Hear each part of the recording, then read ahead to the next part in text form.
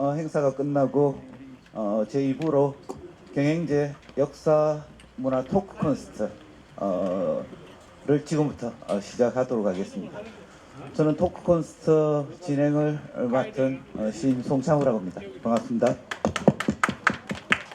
네, 오늘 두 분의 패널들을 모시고 지금 이 학교 경행제가 경행학교 자리였지 않습니까? 그래서 이 경행학교의 역사적, 문화적, 지역적 의미들을 좀 살펴보는 그러한 토크를 진행하겠습니다.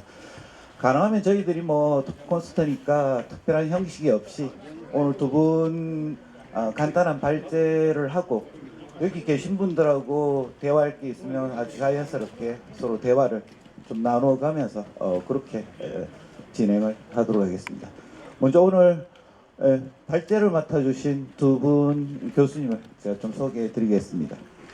먼저 경행학교의 설립 배경과 의미에 관해서 얘기를 해주실 경남대학교 송성한 교수님 소개해 드리겠습니다.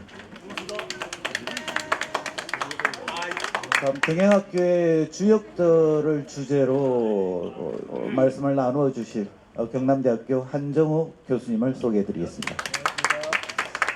저희들은 좀 앉아서 진행을 하도록 하겠습니다. 두 분 앉으시죠. 토크 콘서트 순서는 이렇게 하겠습니다. 너무 시간이 이야기가 길어지면 좀 힘드니까 가능하면 좀 간단하게 얘기를 하고 가능하면 여기 계신 분들과 조금 더 많은 대화를 나눌 수 있으면 좋겠다라는 생각이 듭니다. 먼저 두 분 교수님께서 주시한 발표 자료가 우리 자료집에 지금 실려 있습니다. 이 자료집 참고하시면서 들어주시면 되겠습니다. 그리고 각 5분 정도씩 해서 어쨌든 발표 자료를 중심으로 해서 오늘 말씀하신 핵심 사항들에 관해서 좀 얘기를 나눠 주시고 다음에 나중에 몇 가지 부분별로 짚어가면서 좀 얘기를 나누도록 하겠습니다. 먼저 우리 송성 교수님께서 경영학교 설립의 배경과 의미에 관해서 좀 얘기를 해주시죠. 네, 이번 자담회의 첫 발제를 맡은 송수환입니다. 저는 이 경영제와 관련돼서 굉장히 많은 경험이 있는데요. 제가 박물관에 한 15년 동안 근무하면서 우리 지역사, 박물관 대학 지역사반 매년 2회씩 여기에 경영제를 반드시 답사를 했고요. 그 다음에 어린이 박물관도 마찬가지입니다. 상반기, 하반기 두 번 해서 이렇게 관광버스 한 대, 어떤 데는 두 대씩 해가지고 매 학기 두 번씩, 최소 두 번씩, 그 다음에 여기에 탐방을 하도록 했던 공간이고, 또 우리 마산에 또 역사문화 투어라는 걸 해가지고 시민들을 상대로 한 투어 현장에도 이 경영제를 제가 코스에 넣어가지고 쭉 한 걸 보면 제가 쭉 잡아서 제가 여기에 답사를 해서 관광버스를 함께 온 횟수를 따지니까 제가 한 120여 되는 것 같더라고요. 그랬는데 이런 공간에서 올 때마다 제가 제일 느꼈던 게 뭐냐면 이 삼진 지역, 이 진해현 지역인데 조선시대 진해현 지역에 대한민국에서 한 300여 개의 군인 가운데서 제일 우리 경상도 말하면 제일 째면한 현이 바로 진해현입니다. 진해현 삼진 지역입니다. 그러니까 인구가 7,172명 정도 부시의 일람에 따르면 그 정도밖에 안 됐으니까 아마도 1900년대 초반만 하더라도 10,000명 이하의 삼진 지역에 사람들이 살고 있었다라는 걸 확인할 수 있었습니다. 그런데 이 자그마한 동네에 이런 경영학교라는 근대학교가 존재하고 있다는데 저는 놀라웠습니다. 먼저 간단하게 좀 길게 하는 걸 별로 안 좋아하기 때문에 날짜도 가기 때문에 제가 중요한 내용들은 자료를 참고하시고요. 제가 2005년도에 마산 지역 근대 학교와 근대 교육이라는 논문을 넣다가 한 편 발표했고, 최근에는 우리 또 한준호 교수님께서 2023년도에 또 경영학교 관련된 또 논문을 발표했기 때문에 오늘 아마 여러분들이 가지고 있는 자료지만 가지고 계시더라도 경영학교에 대한 여러 가지 전문은 다 확인할 수 있으라고 생각되어집니다. 첫 번째로 제가 이 경영학교가 등장하게 된 시대적 배경을 보게 되는 것 같으면 1899년 마산이 근대학 개항을 하게 됩니다. 그러면서 대한제국에서 근대 교육을 실시해야 되겠다. 즉 다시 말해서 나라의 부강을 위해서 세우려고 했던 게 근대 교육기관이었습니다. 그 최초의 학교가 마산 항공립소학교, 지금의 마산 청호초등학교가 1901년도에 개설되었습니다. 그 이후에 여러분들 가지고 계신 자료집에 보면은 각종 우리 그 지역에 사립학교도 등장하게 되는데요. 자, 1899년 근대 개항 이후에 1905년도에 오게 되면 러일 전쟁이 일어나가지고 일본이 승리하고 그리고 난 뒤에 을사늑약이 체결됩니다. 그때 오게 되면 본격적으로 이제 우리 근대 교육이 두 가지로 갈라집니다. 즉 다시 말해 근대 학교가 즉 우리 조선인 입장에서는 자주 독립 국가라고 하는 그와 같은 목표를 가지고 그 사립 학교들이 세워지고 조선인 학교가 세워지고, 다른 한편에서는 마산 지역의 조계지에 설정되었던 일본인들이 증가하니까 일본인들의 식민지 침탈 교육이 두 가지로 나눠집니다. 그런데 그 추세는 어떻게 가느냐면, 즉 다시 말해서 1910년 이른바 경술 국치를 겪으면서는 본격적으로 이제 식민지 교육으로 가게 되죠. 그런 와중에서도 약 1910년부터 시작해가지고 1927년까지 경영학교가 이 경영제 이 공간에서 근대 교육이 이루어졌다는 겁니다. 그런 의미에서 굉장히 중요한 의미가 있고, 그런 시대적 배경 속에서 우리가 이 경영지에 있는 근대 경영학교를 우리가 이해해야 된다. 이 점을 여러분들한테 이 지점을 말씀드릴 수 있겠습니다. 그러면 이때 이 경영제를 갖다가 이렇게 설립했던 권인우 선생의 여러 가지 재정적인 지원, 이 부분은 나중에 우리 또 한 교수님께서 말씀하실 테니까 하고, 그다음에 우리 권호봉 선생님께서 이 학교를 갖다가 주관적으로 이렇게 운영하셨는데, 잘 아시다시피 권호봉 선생님께서는 그 1905년도 을사 그 늑약에 의해 가지고 열불 나가지고 민영환 선생님께서 자결하시죠, 그죠? 그 학교였던 흥하학교, 즉 근대 구국교육학교입니다. 거기서 수학을 하셨는데 1월을 주로 중심으로 했죠, 그죠? 그래서 우리 권호봉 선생님은 굉장히 왜 일본어를 공부했을까? 유학을 공부하신 분들이 제가 생각할 때는 굉장히 실용적인 현실적인 어떤 생각을 가지시고, 일본어를 배워서 어쨌든 근대화의 하나의 큰 축을 이해하는데, 일제의 식민지 침탈을 이해하는 데서 굉장히 중요하겠다 싶어가지고 아마 일본어를 선택하지 않았을까. 그 위에 사람들에 있어서 굉장히 그게 큰 도움이 되었겠죠, 그죠? 그런 입장에서 바로 경영학교의 설립 배경이 되었다, 이렇게 보면 될 것이고요. 그러면 이와 더불어서 이제 이 경영학교가, 근대 경영학교가 1910년을 전후한 시기에 세워져 가지고 1927년 폐교가 아니죠, 그죠? 이제 일제 식민지 보통학교 교육이 되면서 자연스럽게 민营과 학교가 되면서 이제 역사 속에서 이제 경영학교라는 것이 사라지게 되는데, 그러면 이것이 가지고 있는 역사적인 어떤 의미가 있을까? 요걸 갖다가 우리가 한번 살펴볼 필요가 있겠을 것 같습니다. 그래서 제가 여기 보면 자료집에 보면은 몇 가지 지역사적 의미에 대해서 세 가지로 크게 한번 구분해서 살펴봤습니다. 22쪽에 보면은 그러면 이 경영학교가 가지고 있는 우리 지역사적인 의미는 어떤 의미가 있을까? 첫 번째로서는 근대 이 경영학교에서 실시되었던 근대 교육은 바로 그 경영학교에서 무수한 한일 독립운동가를 비롯한 인재를 배출했다 하는 것이 굉장히 첫 지역사적 의미가 되겠습니다. 여기에 대한 부분은 또 잠시 우리 한정호 교수님께서 자세히 아마 이 부분을 중심으로 해서 살펴줄 것이라고 생각되어집니다. 그런 의미에서 우리 지역에 특히 4.3 삼진의회가 일어났을 때 그 많은 한일 독립운동 나섰던 분들, 이분들이 다 사립 경영학교에서 배웠던 민족 정신, 민족 교육, 이것이 굉장히 그 토대가 되었을 것이라 저는 확신하고 있습니다. 두 번째, 경영학교가 가지는 지역사적 의미 두 번째, 바로 전근대 서당 교육에서 근대 교육으로 넘겼다는 겁니다. 자, 여러분들 잘 아시다시피 서당교회에서 근대학교로 넘어간다는 것은 굉장히 정말 결단을 요하는 부분들입니다. 이런 결단의 그 밑바탕에는 민족 정신이 없으면 제가 볼 때는 굉장히 불안정하다고 생각되어집니다. 그래서 민족운동가들은 대부분은 서당교육이 사실은 일제의 입장에서는 서당은 뭐 조선 왕조를 몰락해 하겠던 힘없는 그런 나약한 유교 교육을 하는 곳이다 생각했기 때문에 그 다음에 또 여러 가지 교육 시설들도 열악했기 때문에 사실 일제의 그 큰 간섭을 받지 않았습니다.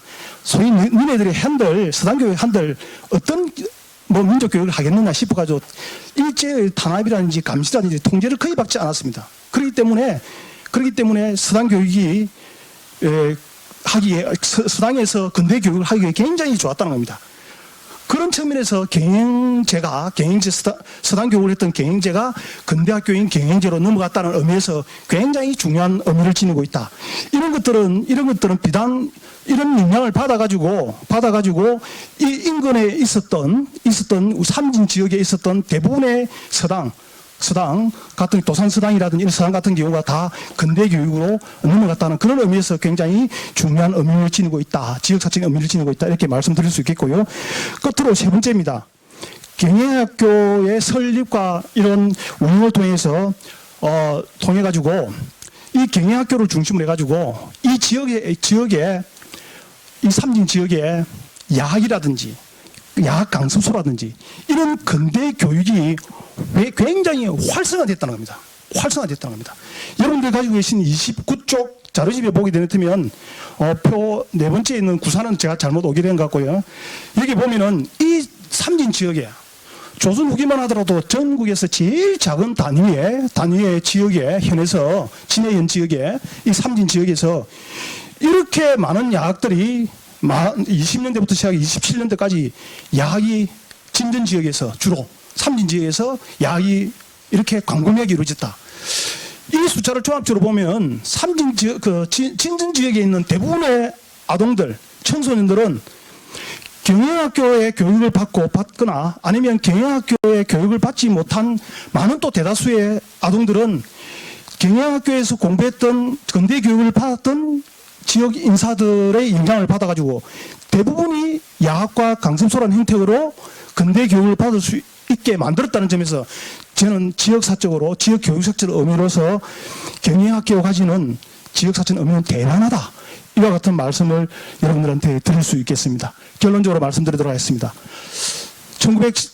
1910년으로 추정되어지는 근대 경영학교, 그러나 그 경영학교의 그 뿌리는 바로 이 경영제의 주인공이었던 서당교육에서 출발해서 사립 경영학교가 일제의 맞서서 근대 민족교육을 실현하고자 노력했고 그러한 노력들이 일제의 식민 침탈이 가속화되면서 1927년도에 근대 사립학교로서의 문은 닫았지만 그와 같은 영향을 받아서 이 일대의 많은 아동들과 청소년들에게 여러 가지 민족교육을 비롯한 근대 교육을 실현했고 이루어냈던 학교라는 의미에서 경영학교는 마땅히 우리 지역의 교육사적 의미뿐만 아니고 더 나아가서 우리 한국 교육사와 같은 맥을 이루고 있다는 점에서 큰 의의가 있다라는 말씀으로서 제 발제를 정리하도록 하겠습니다. 구체적인 내용은 또 우리 한종호 교수님께서 또 하시면 또 여기에 대한 또 여러 가지 또 설명들이 있을 수 있으니까 그때 또 함께 나누도록 하겠습니다. 이상입니다. 예, 이어서 우리 한정호 교수께서 경영학교의 주역들에 관해서 좀 간단하게 말씀을 좀 해주십시오. 네, 반갑습니다. 경남대 한정호입니다. 사실 우리 그 경영제 역사문화 토크 콘서트를 이제 3회째 진행하면서 이번 주제가 근호봉 선생의 경영학교와 관련돼서 우리 지역사적 의미를 한번 짚어보자 이런 의미에서 이런 토크 콘서트를 마련했는데요. 금방 우리 그 송성환 교수님께서 설립 배경과 또 의미에 대해서 말씀을 해주셨습니다.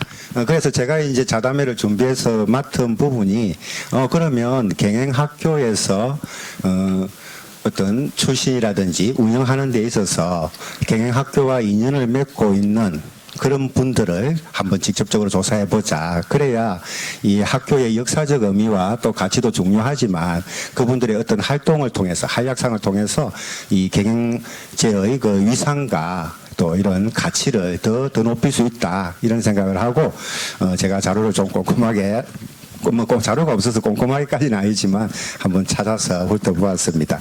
그 전에 이제 제가 한 가지 말씀드리고 싶은 것은 우리가 지금 요 경행제라는 여기에 앉아 계신데 모여셨는데 제 생각에 이 경행제는 뭐 우리 그 안동근 씨 지금 진전면 오소리 그 안동근 씨의 제실이기 이전에 사실상 저기 회계서원의 지원으로서 서당 역할을 했었습니다. 그래서 1867년에 축계 서당으로 이렇게 서숙으로 이제 개원을 했는데 서원이 철폐되고 1년 뒤에 이제 경행제로 이름을 바꿔서 운영이 됩니다. 그래서 제가 보니까 이곳은 그때부터 벌써 교육의 현장이 시작되었던 곳입니다. 그래서 흔히 말하는 서당 교육이 한 53년 정도 여기서 이 자리에서 이루어졌고요. 그리고 이제 근호봉생이 1910년에 이제 학교 사립 경영 학교를 또 설립하셔서 한 18년 동안 이루어졌으니까 이곳은 어떻게 생각하면 한 70년의 그러한 이 지역 교육의 중요한 그 산실이자 요람이다 뭐 이런 의미를 크게 부여하고 싶습니다. 그래서 그런 아주 역사적인 현장에서 토크를 콘서트를 한다 이렇게 생각하시면 좋을 것 같고요. 그래서 이제 제가 이제 주역들을 쭉 한번 살펴봤는데 제 그 자료집 이쪽에 37쪽에 보면 경영학교회를 이끌고 또 그 경영학교를 다니면서 활동하셨던 분들을 보기 쉽게 이 도표로 한번 그려놔 봤습니다. 그래서 도표는 그 출생 연도 순으로 쭉 진행을 해 두었고요. 한번 꼼꼼하게 살펴보시면 좋을 것 같습니다. 그래서 그 도표에는 어떤 분인가 그리고 또 경영학교가 이루어지던 그 18년 동안 10년에서 27년 동안 이곳에서 어떤 일을 하셨는가 다시 말해서 재직하다든지 재학을 했다든지 교사도 계시고 학생도 계셨거든요. 뭐 그런 분들 그리고 또 신분이라든지 그 다음에 이제 요 주요 행적은 뭐 이후에 많은 활동을 하셨겠습니다만은 그 경영학교 운영 시기에 어떤 활동이 이루어졌는가 이런 것들을 주요 살펴보면 그 당시에 경영학교의 어떤 위상들 이런 것들을 더욱더 깊게 알 수 있다는 생각에 그렇게 도표를 정리를 해봤습니다. 그래서 많은 분들이 계신데 일단 그 주요 인물들의 면모를 제가 40쪽에 정리를 해놨는데요. 첫째는 이 경영학교 설립과 운영 이게 주도적인 역할을 맡았던 분들이 몇 분 계십니다. 우리는 이제 근호봉 선생님께서 설립하셨다 이렇게 알고도 계시고 그죠? 또 저기 있는 백당 그 건영조 선생님 그 또 기념비에는 건영조 선생님께서 주도적으로 설립하셨다 이렇게 말씀하시는데 사실상 제가 자료를 조사해 보니까 뭐 그 주체가 중요한 것이 아니고 그 일제강점기 10년에 우리 요 지역의 교육 또 그리고 민족 교육 또 구국 운동을 위해서 계속 그 앞서 서당 그 일을 앞서서 이제 연결을 해 왔었을 겁니다. 그래서 신식 교육을 하게 되는데 이때 주도적 역할을 맡았던 분이 근호봉 그다음에 건영조 건영식 조사를 해보니까 건영식이라는 분은 참 찾기가 쉽지 않던데 족보까지 뒤져도 어쩐데 그다음에 이진기 이런 분들이 꼽을 수가 있습니다. 그래서 이 경영학교를 설립하고 주축으로서 활동했던 분이다. 특히 이제 많은 재정적 역할을 했던 분은 고성 출신의 이진기 이분을 들 수가 있겠습니다. 그런 분들이 또 경영제와 경영학교와 인연을 맺었고요. 두 번째 이제 또 보니까 그분들의 활동에 대해서 쭉 제 자료집에 설명을 한번 제가 조사한 만큼 소개를 해 주었습니다. 그 다음에 이제 44쪽에 보시면 경영학교와 인연을 맺었던 인물 가운데 애국지사가 참 많습니다. 그래서 애국지사로 이름을 올리고 있는 분들은 건영조, 이교재, 교사를 하셨거든요. 근오규, 벤상은, 벤상술, 벤우림, 그리고 이제 삼진너그에 참여했던 근오성, 이기영 이런 사람들을 또 이 경영학교에 다니면서 또 그때 당시에 민족 교육을 받고 그죠? 또 그런 민족 의식이라든지 구국 사상이라든지 이런 것들이 일깨우기 때문에 학생 신분에서 교사 신분에서 삼진너그에 주동적인 역할을 했던 분들입니다. 그래서 나중에 애국지사로 독립운동가로 이름을 부린 분들이 이 경영학교 출신들이 아주 많고요.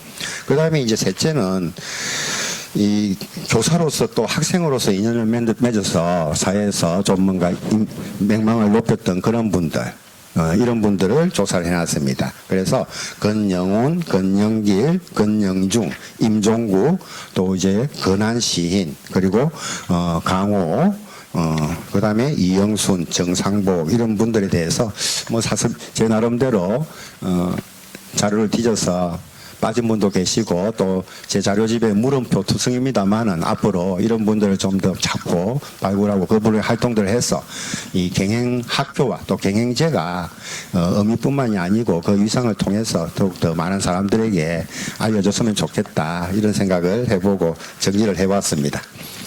나중에 또 답변 들으면서 말씀 또 다루게 하겠습니다. 예, 어쨌든 장수성으로서 이 경행제가 가지고 있는 아까 주계 서숙이라고 하셨습니다만 또 교수님께서는 서당에서 근대교육의 장으로 나아갔다라고 얘기를 했죠. 그런 장수성에 관한 얘기를 좀 들어봤는데 먼저 그 얘기부터 좀 해봐야 될 것 같습니다. 되게 학교가 설립되면 학교는 설립 목적이라는 게 있지 않습니까? 그리고 그 목적 자체가 아마도 이 학교가 운영되면서 계속해서 지켜야 됐던 교육의 목표가 될 수 있을 거고 결과론적으로 여기에 민족지사들을 상당히 많이 배출한 학교였습니다만 그 설립 과정에서의 어떤 교육 목표라고 할까요? 그런 부분에 대해서 좀 얘기를 좀 해주실까요? 네, 아마도 제가 앞서 언급했습니다만 그 경영학교의 그 근대 학교로의 설립을 했던 시기는 1910년 전후한 시기라고 보면 될 것이라고 생각되어집니다. 그러면 여러분들 잘 아시다시피 1910년도는 나라를 잃은 시기였습니다. 그런데 전체적으로 보면 나라를 잃은 시기였지만서도 우리 민족, 조선인들 민족 마음 속에는 이걸 되찾아야 되겠다는 이런 부분들이 굉장히 팽배해 있었거든요. 적어도 일제의 식민지 침탈이 되고 난 적어도 대한제국기 말부터 시작해가지고는 여기에 대한 일제에 대한 저항 정신은 굉장히 높았습니다. 그러면 그때의 조선인들의 민족성 자체는 어떤 생각을 가졌냐면 일본과 같은 수준의 우리의 실력을 갖다 키워야만이 일제의 이와 같은 침탈에 벗어날 수 있는 유일한 방법이다. 이렇게 생각이기 때문에 그때의 근대적인 의식은 어쨌든 실력을 통해서 구국을 해야 되겠다라는 생각을 가졌기 때문에 아마도 저는 이 경영학교를 설립에 앞장섰던 권오봉 선생 같은 경우는 일본에 능통하고 서울에서 벌써 한양에서 그와 같은 일제의 식민지 침탈에 대한 어떤 조선 통감부를 비롯한 조선 총독부가 설립되어지는 모든 일련의 과정들을 지켜봤기 때문에 그분의 입장에서는 하루속히 우리 지역에서도 이와 같은 실력을 키워야 된다는 그와 같은 입장에서 이 학교 설립에 주도적인 역할을 했을 거라고 생각되었습니다. 제일 1차적인 목적은 우리 조선 이 지역에 있는 지역민들의 조선인들의 어떤 그 실력 양성 거기에 가장 큰 목적이 있지 않았나 하는 생각이 듭니다. 덧붙이실 말씀 있습니까? 아무튼 이제 근대화가 되고 1900년대가 되면 많은 또 우리나라의 그 당시에 사립 학교들이 많이 운영이 되는데 이 이제 근오봉 선생님께서 또 그런 큰 목표를 가지고 이렇게 지지를 하셨다고 생각을 합니다. 그런 점에서 이제 봤을 때 앞서 제가 말씀드렸던 그 이전의 그 어떤 서당 교육, 다시 말해서 한학 교육의 거기에서 좀 더 한 발걸음 더 나아가서 이제 신학문을 통한 신식 교육 차원에서 분명히 큰 의도를 가졌을 것이다 이런 생각을 하고요. 그리고 또 이제 그 당시에 다시 금방 송상환 교수님 말씀하셨듯이 우리나라는 이제 일제강점기에 들어가고 그런 또 나라의 그 세세를 했을 때 이 경영학교의 큰 어떤 교육의 방향이라 해야 되나 목표가 이 일종의 대일 사상 그러니까 일본을 한일 정신을 기르고 또 그다음에 이제 그들과 싸울 수 있는 어떤 항전의식 같은 이런 것을 고취시키기 위해서 교육 목표를 삼고 그동안 뭐 많은 활동을 하지 않았을까, 운영을 하지 않았을까 이렇게 싶습니다. 제가 우리 송상 교수님 그 발표문 보다가 아주 반가운 학교가 있었어요. 보니까 마산 지역 사립학교고 보성학교, 가일학교, 제 고향 가덕도에 있던 학교죠. 근데 관련했는데 대개 이제 가덕도의 학교들도 그렇고 창신학교도 그렇고 다 선교사에 의해서 사실 설립이 되지 않습니까? 어쩌면 여기 경영학교 같은 경우에는 대부분의 사립학교 설립 과정과는 조금 결이 다른 것 같습니다만. 그렇지. 그 초창기에 보면은 이 선교사들, 기독교 선교사들이 의해가지고 주로 이제 사립학교가 이루어지고, 특히 우리 마산 지역만 하더라도 사립학교의 마산 지역 창신학교잖아요. 어신학교고, 이건 왜냐하면 이거는 기독교 선교사들의 선교 정책과도 맞물려 또 있다고 보면 되겠습니다. 왜냐하면 가장 거점 역할을 할 수 있는 게 개항지입니다.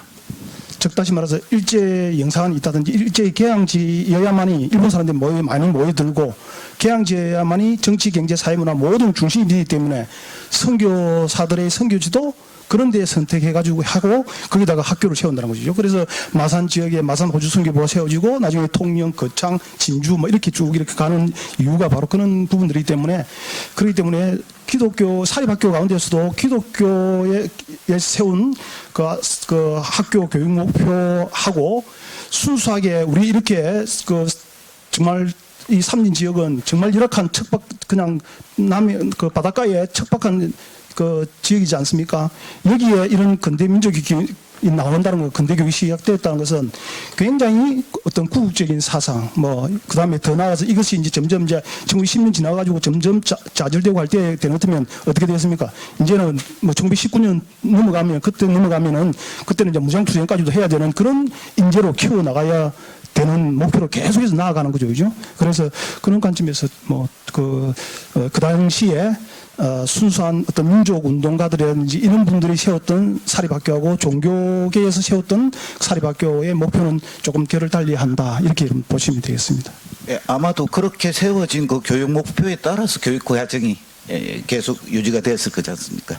그래서 궁금한 것 중에, 만약 여기가 이제 저희들 지금 있는 곳이 운동장 일부였을 것 같고 확장도 조금 됐다는 얘기도 있습니다. 여기서 어떤 교육을 그러면 실제 실시했는가 하는 교육 과정에 관한 것들이 좀 궁금하기도 합니다. 가령 어떤 교재를 채택해서 또 그 교재들의 핵심적인 내용들이 또 어떤 방향이었는지 이런 것들에 관해서 우리가 좀 살피다 보면 이 학교가 가지고 있는 경영학교의 정체성 같은 것들을 조금 더 우리가 가까이 다가가지 않겠습니까? 우리 한정 교수님께서 거기 보니까 양계초의 책 같은 게 주교재로 사용되고 그런 얘기들도 좀 담겨 있습니다만, 그런데 이제 사실 자료가 많지 않습니다. 그 당시 이제 한 18년 운영되면서 어떤 교육 과정을 거쳤을까, 이것을 남겨놓은 것도 없고 자료가 사실 없는데, 이제 유일하게 어떤 교육을 받았다 이것을 글을 남겨놓은 분은 소파 김건오익이라는 분이 계십니다. 성균관대 종장도 하신 그분의 글을 보면 그 당시에 이제 글 속에 이 사립소학교 경행학교에는 제가 여기 35쪽에 간단하게 설명을 해놨습니다만은 그런 순국열사나 의사에 대한 선동적 강화를 들었다 이렇게 말씀하시면서 월남 망국사라든지 또 조선 망국사라든지 이런 것들을 활용해서 교재도 활용했다. 그리고 또 어떤 동화 일보라든지 이런 그 당시에 나왔던 신문들 이런 것들 보면 이제 많은 또 체육 활동 이런 또 무슨 전투 같은 이런 것도 항전 의식을 위해서 그런 전술 교육도 하셨겠죠. 아무튼 그런 식으로 교육이 이루어졌다 하는데 저도 아주 구체적으로는 없지만 아무튼 아까 말했던 베일 사상과 항전 의식을 목표로 삼았기 때문에 그런 교육 중심으로 많이 이루어졌을 것이다, 가정이, 이렇게 생각하고. 우리 송상하 선생님 또 한마디 더 하시죠. 거기에 대해서 부연적으로 설명하면은 우리가 근대 개항 이후에 근대 교육에 있어서 이 교육 과정이라는 것 자체가 확정적인 게 없습니다. 한마디로 말하면 아까 제가 설명드렸습니다만 우리 조선인들이 민족운동가들이 세웠던 그런 사립학교 같은 경우는 어쨌든 기본적으로 우리의 글과 우리의 말과 그다음 우리의 역사, 특히 우리의 역사 여기에 대한 굉장히 중요한 지점을 갖다가 가지고 쭉 가는 것이고요. 그다음에 그러면서 1910년대 나라를 빼앗기고 난 뒤 1905년 이후에 을사능력 이후에는 월남망국사라든지 이와 같은 내용들, 다른 나라의 사례들 망하게 된 것, 그다음에 우리의 근본적으로 나라를 빼앗길 수밖에 없는 그런 역사에 대한 것들, 이런 것들이 쭉 이렇게 가게 됩니다. 가게 되고 점점 이제 이후에 가게 되면 이제 그야말로 독립 정신을 고취시킬 수 있는 그런 것들 쭉 이렇게 진행되게 됩니다. 그러면서도 한편으로는 어떻습니까?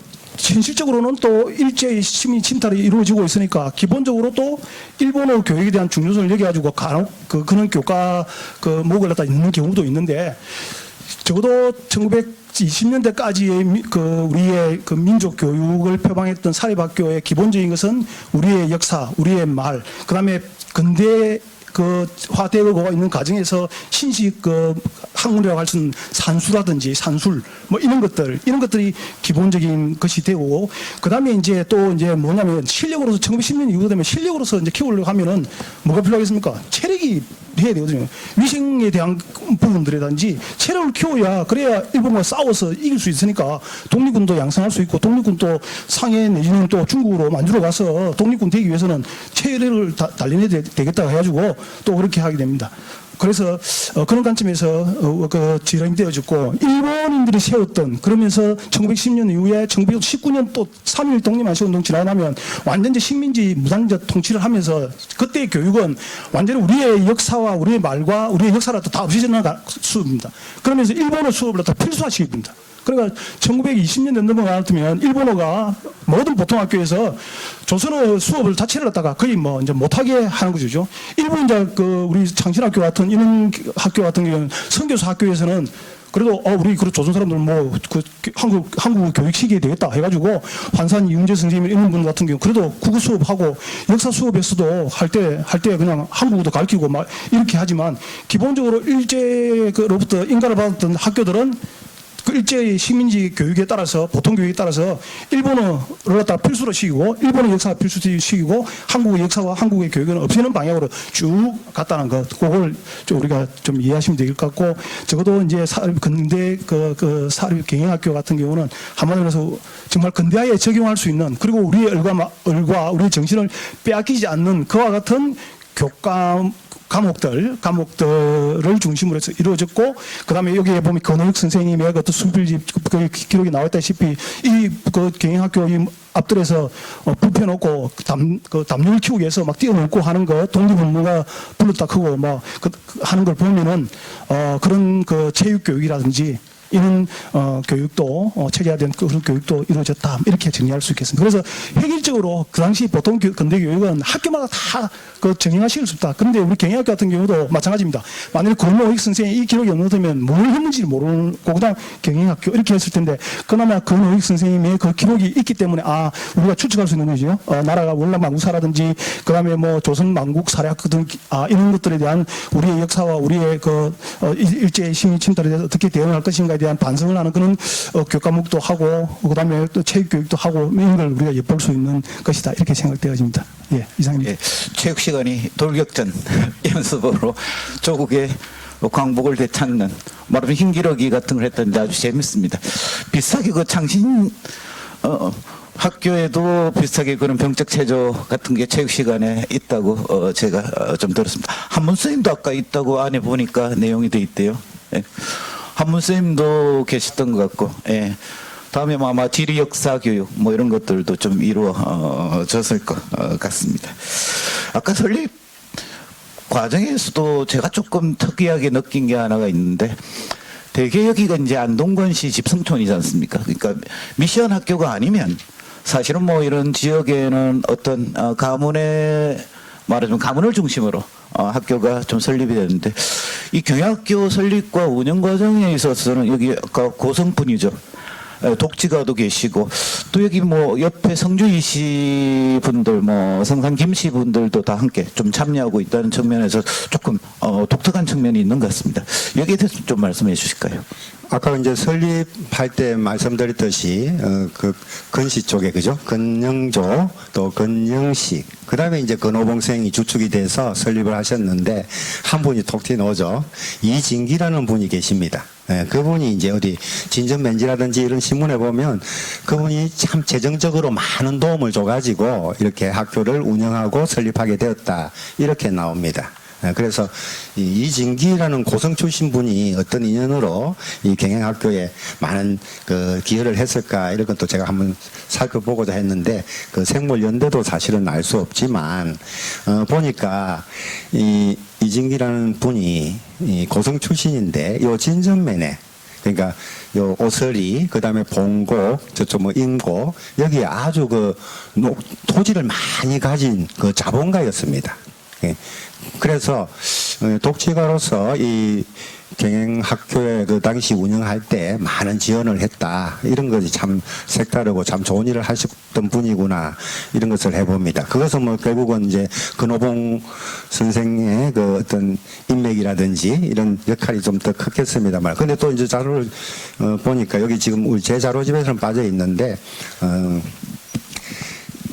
그 당시 1920년대 그 동아일보에 보면 이진기라는 분이 이제 나와요. 그런데 거기에 보면 이진기라는 분이 저기 그 일본에 이제 유학 간 사람 한 사람에게다가 그때 120원인가 이렇게 매년 매달 주면서 다시 말해서 흔히 장학금 혜택이죠. 그렇게 해서 옷과 먹을 것을 주었다. 그다음에 또 자기 그 고성에 배둔 보통 사학교에 또 4명을 선정을 해가지고 옷과 먹을 것을 그러니까 의식을 꾸준히 지원을 했다. 이런 게 이제 나와 있거든요. 그렇게 봤을 때 꼭 그 설립할 때의 그 어떤 그거보다는 이 운영을 하는 그 18년 동안 이 독지가로서 많은 혜택을 주었을 것 같아요. 여기 다니는 학생들이나 또 여기 어떤 비용 그 지원을 많이 했을 것이라고 생각되고요. 또 그 말고도 이제 많은 분들이 알게 모르게 아까 금방 건영식이라는 분도 분명히 요쪽 문중의 사람이실 것 같은데 이제 자료는 조사가 전혀 안 됩니다만은 그런 분들이 나중에 오정야학이라는 야학도 세우고 건호봉생 보고 야학의 그 학장을 해라 이렇게 하는 거 보면 관심을 가지고 이 교육 기여를 많이 했던 것으로 그렇게 사료가 됩니다. 앞으로 이제 그런 분들의 활동들을 우리가 좀 많이 알리고 해서 그래야만 이제 경영학교가 더욱더 얼마나 이 지역 사회에서 중요한 그 역사적 현장이었나 이것을 더 알 수 있을 것 같습니다. 예, 시간이 좀 되니까 한 가지만 더 하고 바로 얘기를 좀 나눠보는 시간을 가질 텐데 아무래도 뭐 우리 경영학교 출신 중에 좀 상징성이 있는 분이 출신인지 아니면 여기 교사로 활동인지 모르겠습니다만 아무래도 이 오설이 이교재 선생이죠. 그래서 이교재 선생과 관련해서 이 경영학교의 연관성 같은 것 조금 얘기를 해주실까요?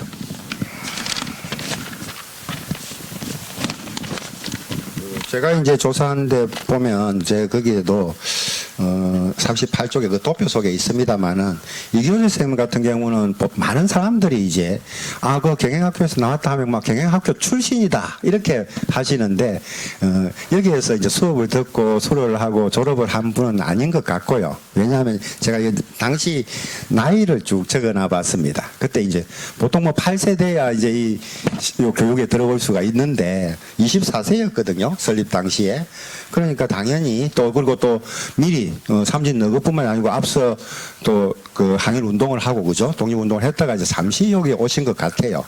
이교재 선생님이 잠시라기 모르지만 그 당시 10년대 20년대 그 사이에는 그래서 교사를 하지 않았을까 이렇게 생각을 합니다. 그리고 자료에 의하면 전 교원으로 있었다. 교원 이렇게 신문 자료에 이교재 선생님을 소개하는 부분이 있습니다. 뭐 그래서 이교재 선생님과 경영학교의 인연은 제가 볼 때 1919년 그 삼진너그 그 얼음에 교원으로 교사로서 활동을 하셨고 또 교사로서 뭐 활동뿐만 아니고 그렇게 많은 독립운동하기 때문에 이쪽 있는 다니던 학생이라든지 출신 학생들이 그 의회에 주동적으로 참여하고 애국지사가 되었지 않겠습니까? 그게 이제 선봉 역할을 하지 않았을까 이런 생각을 해봅니다. 왜냐하면 그 뒤에 1924년에 막 바로 또 진역생활, 감옥생활을 많이 하시거든요. 잡혀 들어가기 때문에 지속적으로 이곳에 계시지는 않았지만 한 1년이든 2년이든 그름에 교원으로 계셨다 이렇게 생각을 합니다. 예, 그 밖에도 뭐 주역들 보면 참 많은 인물들이 있습니다. 우리 경남 최초의 영화를 만들었던 영화 감독 강호 같은 분들도 바로 여기 출신이고, 또 우리 경남 최고의 수채화가 정상복 선생도 여기 학교와 인연이 좀 있고 그렇습니다. 시간이 아주 많으면 그런 분들 천천히 하나씩 짚어가면서 얘기를 하면 좋을 것 같습니다만 하루 종일 아마 걸리게 될 것 같습니다. 어제 여기 준비하다가 친족분을 만났는데 임곡에 계셨다고 하셨는데, 우연히 그 이진기라고 하는 분 얘기를 하니까 불과 얼마 전까지도 임곡에 거분 소유의 창고가 있다고.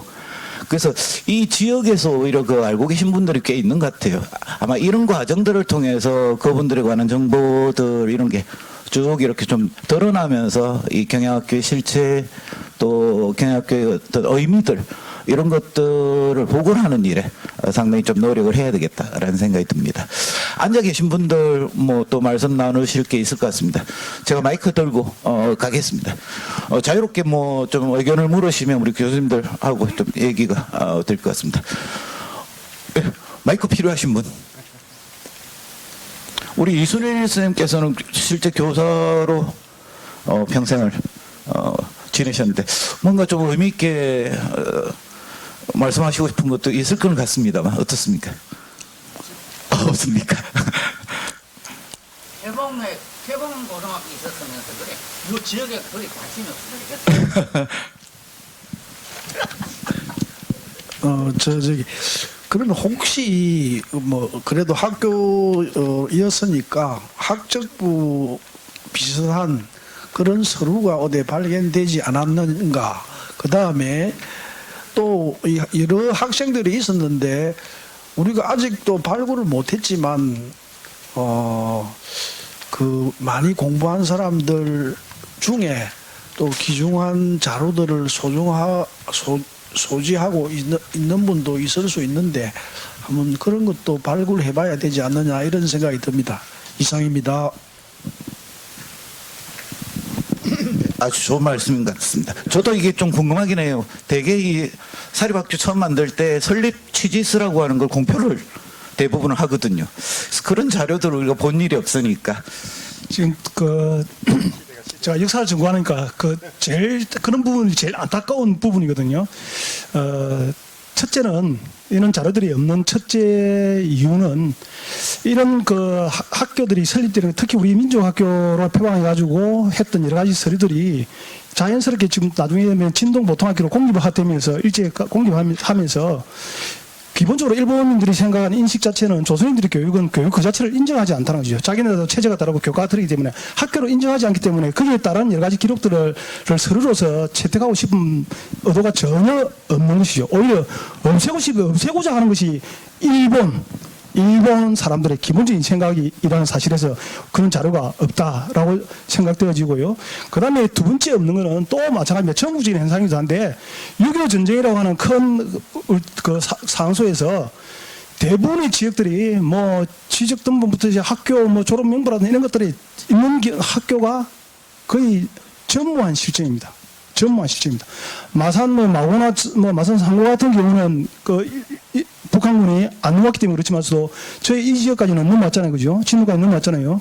그러면서 6.25 전쟁 중에 이런 것들이 다 소실되어 버리고, 그 다음에 더더욱 더 중요한 것은 그럼에도 불구하고 혹시 0.01%의 가능성이 있었음에도 불구하고 그런 것들이 학교나 아니면 그와 관련된 공직 기관들이 이러한 역사적 사료에 대한 중요성을 전혀 인식하지 못하고 그런 것들을 갖다가 살피지 못한 그런 부족한 저를 비롯해서 여기 앉아 있었던 모든 우리 시민들의 의식의 결례가 이런 상황을 초래되었다 이렇게 생각되어집니다. 오늘 이 받은 자료를 갖다가 여러분들 앞으로 100년 후에 과연 몇 분이 가지고 여러분들 후손들에게 남겨줄 수 있을 것 같습니까? 그런 측면에서 이제 대한민국 먹고 살기 괜찮은 나라 됐잖아요, 그죠? 이러한 아주 사소한 것 하나라도 제대로 인식하고 그래가지고 사람 뽑을 때도 제대로 잘 뽑고 이런 자료들도 제대로 잘 보관하는 그런 시민의식이 안 되면은 제가 볼 때는 또 우리 경영제 이 자리에서 이런 아이고 자료가 어디 와 없습니까? 이런 말이 100년 후에 우리 후손들이 똑같은 말을 할 수 있다는 사실을 좀 기억했으면 좋겠다. 사료는 우리 역사 연구하는 데 있어서 우리 미래의 후손들에게 남겨줘야 될 그야말로 값진 소중한 자산이라는 것을 꼭 깨달아 주시면 감사하겠습니다. 이상입니다. 말씀 잘 들으셨죠? 이 자료를 오늘 댁에 가시면 장문 깊숙이 아니면 뭐 정병욱 씨가 선생이 윤동주의 초고 원고를 마루장에 넣듯이 어쨌든 여러분이 아주 깊은 곳에 꼭 보관을 하시기 바랍니다. 그리고 혹시나 여기 우리 진전면 근처에 사시는 분들은 집에 가서 할아버지 할머니 앨범을 조금 한번 찾아보시기를 좀 권하고 싶어요. 왜냐하면 그분들 중에 경영학교 다니신 분들이 있고 틀림없이 사진 같은 게 있을 것도 같은데 아직도 경영학교 관련된 사진이 없죠. 그런 사진 한 장쯤은 충분히 이 근동에서 충분히 나오지 않을까 이런 생각을 가지고 있습니다. 그래서 한번 각별하게 그런 쪽에 관심을 한번 가져보시기 바랍니다. 마지막으로 한 분 정도 더 말씀을 나눠볼까요? 예. 저 두 분 연구자한테 말씀드리고 싶은데요. 여기 자료에 보면은 여기 갱행제라는 것이 회계서원에 있던 제사에 뭐 그 이름을 따와서 이제 주께서수의 갖다 붙였다 이렇게 나와 있던데, 그러면 이 갱행제 했을 때 갱행의 뜻이 무엇인지 검토하신 것이 있는지. 뜻은 어디 검색하면 나와 있는데 제가 지금 확실하게 모르겠고, 아무튼 회계서원이 지금 해동마을에 회계제가 있거든요. 오설이 회계서원이. 그래서 그것이 이제 고종 때 철폐가 되니까 이름 없어졌습니까? 지금도 남아 있습니다. 지금은 새로 한 제만 남아 있습니다. 있습니다. 그것도 뭐 문화재가 돼야 될 그런 경영제처럼 더 뭐라고 합니까, 오래된 건물일 수 있는데, 그래서 이제 일제강점기 아마 일제강점기라기보다는 서원을 철폐해 버리니까 어떤 서당 구실이라든지 이런 것들을 못 하니까 제가 볼 때는 이 주계 서당이라고 서숙이라고 이렇게 했다가 그냥 제실처럼 이렇게 제를 바꾼 것 같은 그런 생각을 해봅니다. 근데 그때 가져온 사람이 이씨 집안 사람이 뭘 이래 했다고 이름 아까 여기 기록에 있던데, 그 제가 여기 한번 찾아봤거든요. 갱행이 무슨 뜻인가 한번 찾아보니까 좋은 말이 있더라고요. 갱행이 그 고산앙지 뭐 갱행행지 해가지고 시경에 나오는 건데, 높은 산을 우러러보고 큰 길을 가는 도다 이런 뜻으로 있더라고요. 거기서 아마 뜻이 좋아서 요 경영제를 학교 하는데 가와서 붙이고 그 학교 이름으로 쓴 것이 아닐까, 큰 길을 되돌아가겠다는 이런 뜻으로 경영제를 쓴 것이 아닐까 이런 생각을 해봤습니다. 아마 제 생각은 뭔가 확정적으로 생각하는데 어떠실지 모르겠습니다. 예, 맞습니다. 그 경영학교, 경영학교라는 학교가 이 학교뿐만 아니고 그 당시에 전국에 몇 개 있었습니다. 동명, 다른 학교죠. 이교, 이름은 같은 이름에서도 다른 학교, 여기 있으니까 저도 이제 그 경영이라는 게 중국 고서에 나오는 그 의미에서 그 경영을 찾아있다 이렇게 알고 있습니다. 우리 강정수 쌤은 역시 지역문화활동가답게 여러 곳을 구석구석 다니시는데, 그 진짜로 회계소원이 아직도 관리가 되지 않는, 말하자면 공적 관리가 되지 않는다는 것도 조금 놀라운 일 중에 하나긴 합니다. 이 지역을 대표하는 서원이 있고 아직도 그 서원의 구조가 그대로 좀 잘 남아 있고 앞에 사실 그 연못까지도 있어서 전형적인 서원의 구조를 갖고 있습니다만 각별히 그 부분에 대해서도 좀 관심을 저희들도 가지고 여러분들도 좀 함께 가주셔야 되겠습니다. 예. 오늘 너무 귀한 자료도 주시고 또 우리 교수님 손상한 교수님하고 한종우 교수님 말씀 정말 잘 들었습니다. 예, 어쩌면은 가장 그동안 우리가 또 막연했던 일을 또 정리를 해주셔가지고 이 책을 정말 오랫동안 잘 간직하고 보관하고 계속 읽어보겠습니다. 그래서 제가 좀 구해가지고 오늘 우리 참석하지 못한 또 일을 또 관심 있는 분들이 많거든요. 또 배부를 해드리려고 하고 있습니다.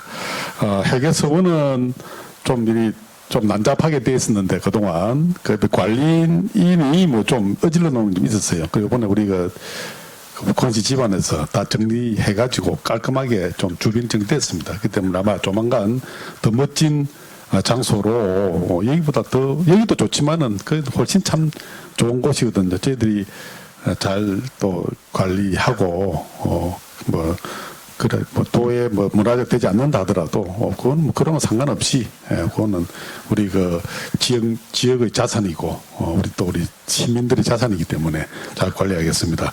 경영제는 잘 아시다시피 그 당시 좀 전국적인 그 대선 후보 그죠 신익희 선생께서 이 글도 중요하지만 저 현판 글씨가 우리 신익희 그 당시 선생께서 이 현판을 내려주셨죠. 그게 참 고마운 일이고, 저 글을 그 당시 그 성대 총장이신 근호익 총장께서 또 많이 좀 일이 또 교분으로 막 그걸 받아온 걸로 그래 알아요. 그리고 이교재 선생도 지금 보면은 굉장히 훌륭하신 분인데 지역에서 이제 우리 좀 구준으로 들어보자면은 저 꼴짝에서 뭉텅골 이런 데서 아주 먼 사는 아주 어려운 그런 분이고 여기서 이제 활동하시면서 전국 활동은 독립운동은 저도 잘 몰랐는데 여기 보니까 교수님 깜짝 놀랐어요. 아주 전국적인 큰 활동을 하시더라고. 이번에도 백선 안희재 선생 그 영화를 보니까 그 시사에서도 깜짝 놀래버렸죠. 그 독립운동 자금의 60%를 백선 안희재에 냈고 그때 그 경주의 채무자가 눈물 쏟았대요. 돈 한 푼 빠짐없이 장부를 딱 맞춰보니까 그대로 다 가있더라. 백선 안희재 선생은요 부도 나가지고 거들 났습니다. 그 같이 거들 난 사람이 성재 건호봉 저한테는 아재가 되죠. 그런 분이 헌신적으로 해왔고 그 풍비박산 됐잖아요, 그죠? 그런데도 불구하고 이 학교의 기운은 그대로 살아있고 이 학교에서 무수한 사람들이 탄생했고 이 학교가 무수한 분들이 또 삼진의거를 일으켰고 이래가 지금도 그 기운은 남아 있고 각계각층에서 다 열심히 좀 전에 오신 어떤 또 우리 집안 형님 되시는데 그 서병수 그 부산 전 시장의 장인 어른이시죠. 집안 형님 되시는데 왔다 가고 그러면서도 건축업계를 활동하고 또 하고 있습니다. 여러 분야에서도 하고 있는데 오늘 우리 또 많이 또 우리 선배들 그리고 어르신들 그리고 또 우리 족친들 많이 오시고 했는데 좀 더 다들 또 보고 있습니다. 관심 가지고 있는데 더 열심히 저희들 참여해가지고 정말 이렇게 열심히 해주시니까 저희들 몸둘 바 없이 부끄럽습니다. 사실은 부끄럽고 저도 막 와서 오면은 부끄러운 게 짝이 없어요. 고맙기도 하고 그래서 항상 고맙게 생각하고 있습니다. 저희들도 열심히 잘 하도록 하겠습니다. 여러 가지로 생각지를 비롯해서 저희에게 지금 도움을 주고 계시는 권기재 선생님이셨습니다. 더운데 두 분 오래 앉혀뒀습니다. 1시간 정도인데 제가 여러 곳에 강의를 다니지만 이렇게 교육 분위기가 좋은 것 참 오랜만입니다. 이게 학교 터전이었지 않습니까? 이 땅의 놀라운 기운이 또 우리 그 소년들의 아주 놀라운 정신이 깃들어 있는 공간인 것 같습니다. 거의 점심시간 지금 종칠 때가 됐는데도 일어나시는 분이 없어가지고 굉장히 좋은 것 같습니다. 오늘 여러 가지로 깊은 또 논의들을 해서 저희들에게 또 얘기를 나눠주신 두 분 교수님께 큰 박수 부탁드립니다.